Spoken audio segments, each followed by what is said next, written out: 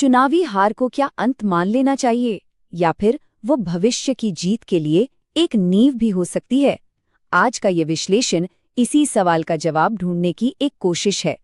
चलिए रामबन की सियासी जमीन को थोड़ा और गहराई से समझते हैं। हम बात कर रहे हैं जम्मू और कश्मीर के रामबन विधानसभा क्षेत्र की। देखिए, ये सिर्फ एक चुनावी हलका नहीं है, ये जम्मू को श्रीनगर से जोड़ने वाली एक बेहद अहम एक रणनीतिक जीवन रेखा है। और यहाँ की सियासत भी इन पहाड़ों की तरह ही काफी पेचीदा है। और इस पूरी कहानी के इस पूरे विश्लेषण के केंद्र में है ये एक नंबर -9013 वोट। ये 2024 में हार का मार्जिन था, लेकिन ये सिर्फ एक आंकड़ा नहीं है, ये वो चुनौती है जिसे समझने के लिए हम आज यहाँ हैं। तो हमारा सफर कैसा रहेगा? हम 2024 के नतीजों से शुरू करेंगे, फिर रामबन के भूगोल और लोगों के मिजाज को समझेंगे। इसके बाद पिछले 40 साल के चुनावी पैटर्न पर नजर डालेंगे और फिर इन सब जानकारियों की बुनियाद पर 2029 के लिए एक ठोस रणनीति की बात करेंगे। तो चलिए सबसे पहले बात करते हैं हालिया नतीजों की।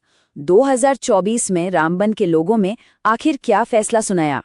2024 के नतीजे एक बहुत ही दिलचस्प कहानी कहते हैं। जेएनके नेशनल कॉन्फ्रेंस, वो 41% से ज्यादा वोट लेकर जीती। लेकिन असली कहानी दूसरे और तीसरे नंबर पर है।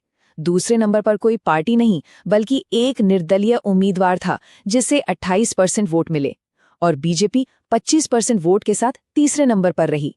इसका मतलब साफ है, ये लड़ाई सीधी नहीं थी, बल्कि त्रिकोणीय थी, जहां एक मजबूत स्थानीय चेहरे ने राष्ट्रीय पार्टियों का पूरा खेल बिगाड़ दिया।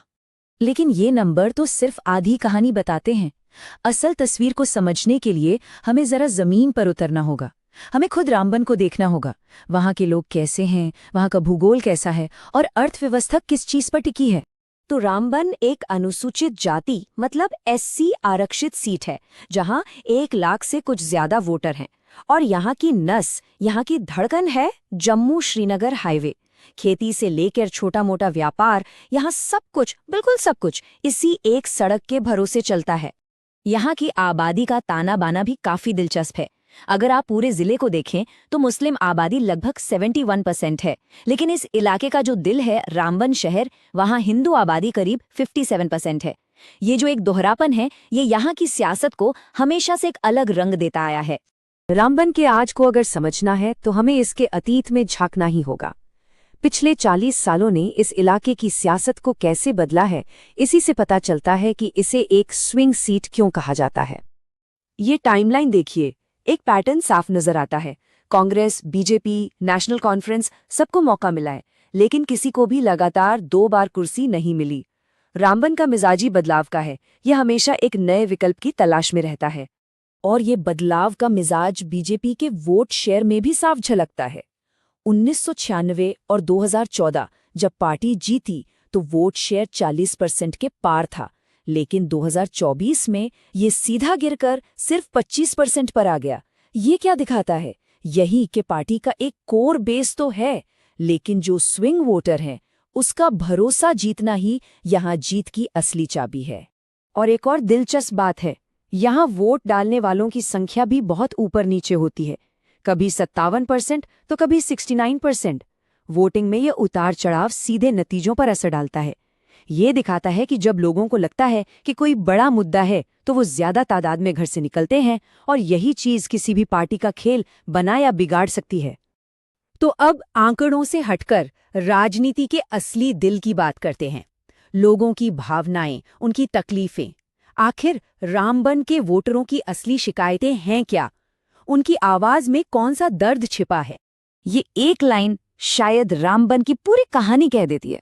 जब भी लैंडस्लाइड की वजह से जम्मू श्रीनगर हाईवे बंद होता है तो सिर्फ ट्रैफिक ही नहीं रुकता, लोगों की रोजी रोटी, उनका पूरा जीवन जैसे थम सा जाता है। और दूसरी बड़ी आवाज वो यहाँ के नौजवानों की है। उन्हें स्थानीय स्तर पर अपनी जमीन पर रोजगार चाहिए। उन्हें लगता है कि विकास के जो बड़े बड़े वादे होते हैं वो अक्सर शहरों तक ही रह जाते हैं, उन तक नहीं पहुंचते। इन 2 बड़ी मुश्किलों के अलावा गांव की टूटी फूटी सड़कें, अच्छी सेहत और पढ़ाई लिखाई की कमी, और कभी आती कभी जाती बिजली और पानी, ये वो रोजमर्रा की परेशानियां हैं जो धीरे धीरे लोगों के अंदर एक निराशा पैदा करती हैं। तो ठीक है, हमने चुनौतियों को समझ लिया। अब सवाल ये है कि समाधान क्या है। अब हम समस्या की जड़ से निकलकर समाधान के रास्ते की तरफ बढ़ते हैं, एक वापसी के ब्लूप्रिंट की ओर। देखिए, किसी भी रणनीति के लिए सबसे पहले अपनी ताकत और कमजोरी को पहचानना जरूरी होता है। ताकत क्या है? राष्ट्रीय स्तर पर सत्तारूढ़ पार्टी का दर्जा और केंद्रीय योजनाओं तक सीधी पहुंच। लेकिन कमजोरी क्या है? एक मजबूत स्थानीय चेहरे की कमी और शायद 2014 की जीत के बाद जमीन से थोड़ा संपर्क का टूटना। अब बाहर के माहौल को देखें तो वहां मौके भी हैं और खतरे भी।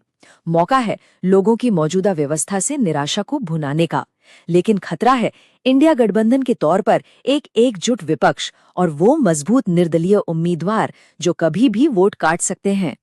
इन सब बातों को ध्यान में रखते हुए एक होलिस्टिक अप्रोच की जरूरत है, जिसे हम चतुर्मुख सिद्धांत कह सकते हैं। ये एक चार तरफा रणनीति है जो विकास, राष्ट्रीय गौरव, सामाजिक जुड़ाव और स्थानीय सशक्तिकरण पर एक साथ काम करती है।